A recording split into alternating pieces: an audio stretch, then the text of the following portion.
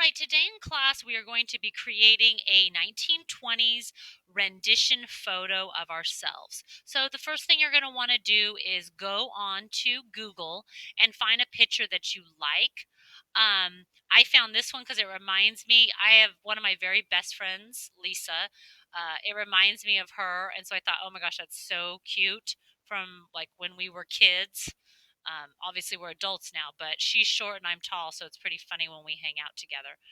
Okay, so I'm going to take this picture of us and I'm going to right click and say copy image. And then I'm going to come in here and I'm going to say file new, inches, 8.5 by 11. And there we go. Then I'm just going to paste the picture in and then I'm going to free transform it. Okay, and then double click. Okay, so here's my picture that I'm going to work with. Now, I've already created one with me in it. Now I'm just going to go through the steps. So the one thing that you want to do is you want to study the facial structure and what the person is doing. Okay, so what I've done is I'm going to say file place now, and I took a picture of me with that face. Okay, so here I put the picture in. Now I'm just going to zoom in on it and I'm going to lasso around my face to cut it out.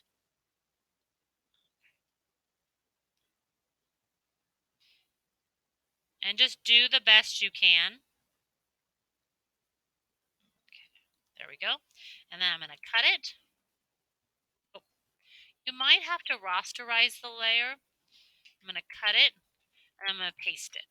And then this layer I'm going to trash. Okay. Now, what I need to do is I need to take the face and match it with the tone of her face. So the first thing I'm going to do is say mode, grayscale, don't flatten, discard. Okay. Now, if I look at the tone of my face, it's fairly accurate. It might need a little bit more yellow.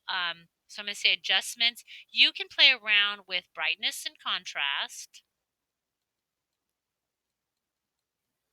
It's actually fairly close.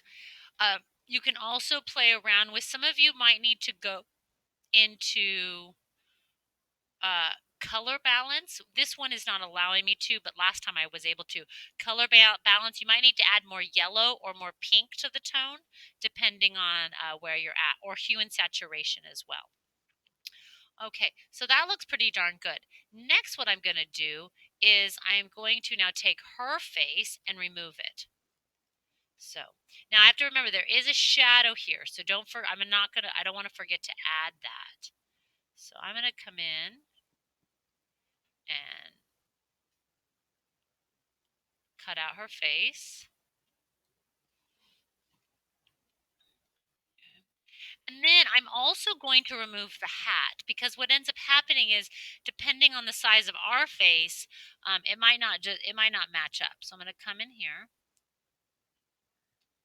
You don't want to just place your face right in there and call it a day. It's going to look really funny. It's actually going to look placed, okay? That's okay. If you make a little mistake, don't sweat it. You can fix it. So you would do this with the hair or a hat, either or. Okay, I'm going to cut that out, and then I'm going to paste that on a separate layer. Okay. And then I'm going to come in with my eraser. I'm going to just clean kind of anything up that shouldn't be there. So that I'll clean up. Okay. Now what I'm going to do is I'm going to get my face, place it in here. Now, my face is a little bit more narrower than hers, so I'm going to kind of enlarge it a little to fit. Okay. And then I'm going to get the hat, and I'm going to put the hat up on top. And again, I have to adjust the hat because my face is a little different than her face. Because you want it to obviously look natural. Okay. Now you say, well, what do I do with this white background? So all you're going to do is go back to that layer, and you can literally just clone that in.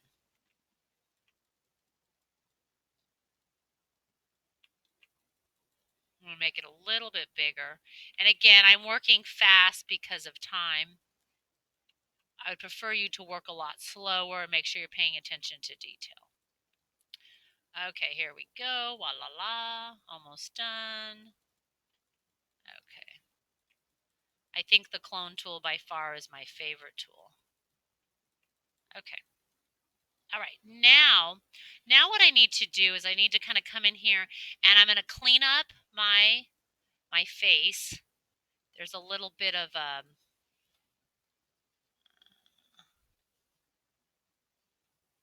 so just anything that just would make it not look real. Okay, there. Okay. And then maybe move my face down a little. I'm going to end up cloning here and cloning all in here. So now I'm going to, I like it. I'm happy with it. I think it looks fairly realistic. Okay. And now I'm going to merge visible. Okay. And now I'm just going to come in and start cloning and smudging and fixing things and making it look more realistic. First of all, I got to get rid of these wrinkles. Okay, that just can't be there. Okay, now I'm just going to fix stuff. So what I'm going to do is I'm actually going to smooth out this line here just so it doesn't look so harsh there. Okay.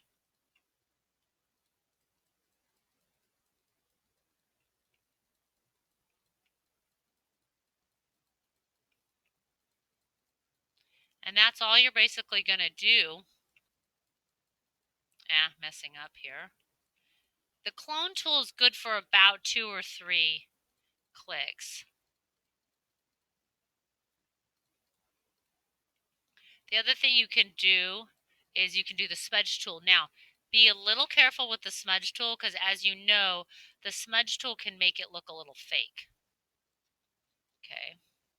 The other area that's always of concern is the neck area.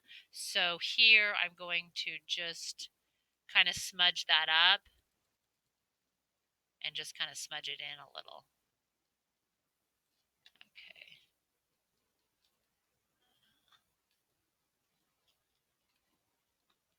And so you might just need to add like shadows there. Yeah, that looks pretty good. Okay, there. Okay, so that is pretty much it to make it look more realistic. Okay, let me see the other one. Yeah, that one. That one has a little bit more yellow. It's a little messed up here. That one matches a little bit better. Okay, maybe I would fix that and come in here. I might add a little shadow, but for the most part, that would look good. And then what would be really cool is if I called my friend Lisa. She lives far away, but have her take a picture for me and put it in there. But I don't know if she would do that. So, um, okay. All right. So that's it. Have fun with the project, and I look forward to seeing them when they're finished.